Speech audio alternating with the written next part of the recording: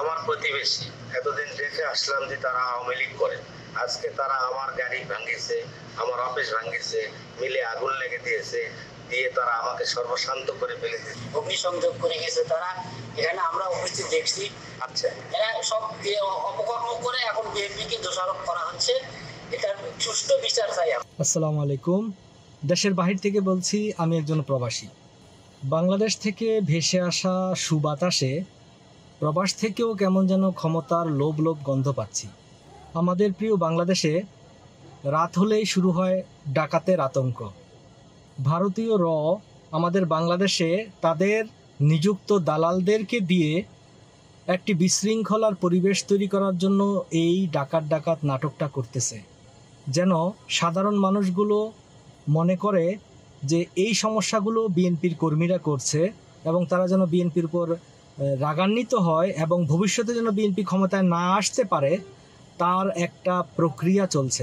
বাংলাদেশের দ্বিতীয় স্বাধীনতা 5ই অগাস্টের পর থেকে বাংলাদেশ থেকে ভেসে আসা বাতাসে কেমন যেন ক্ষমতার একটা লোভ গন্ধ পাই।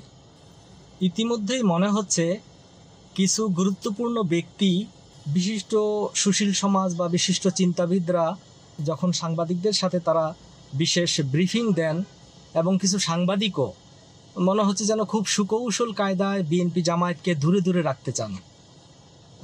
যেমন মনে হচ্ছে যেন এমন একটা কৌশল যে সাপও মরবে, লাঠিও ভাঙবে না।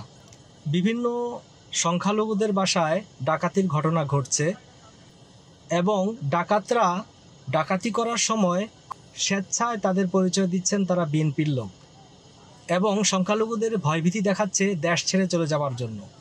আবার অন্যদিকে কলিকাতার মিডিয়াতে ফলাও করে প্রচার করা হচ্ছে বাংলাদেশে সংখ্যালঘুদের উপর নির্যাতন চলছে। কি চমৎকার নাটক!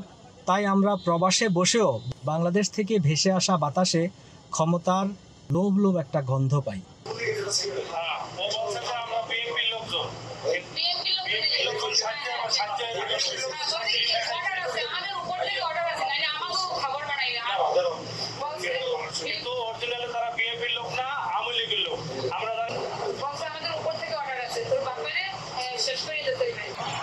সকালের মধ্যে